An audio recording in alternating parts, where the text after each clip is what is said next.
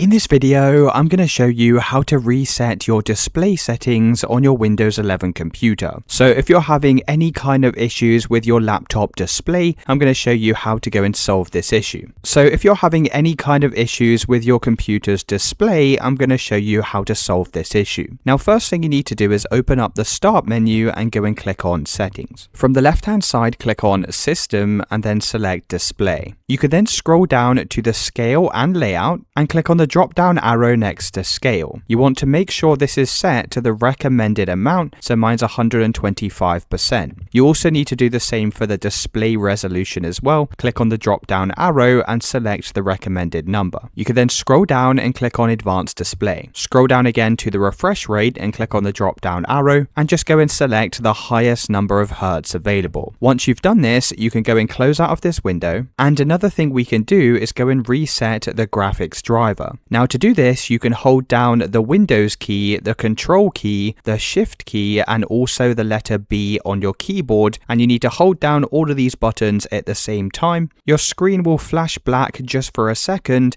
and that's going to reset all of your graphic drivers. So that's how to reset the display settings on your laptop. Let me know in the comments if you found this video helpful.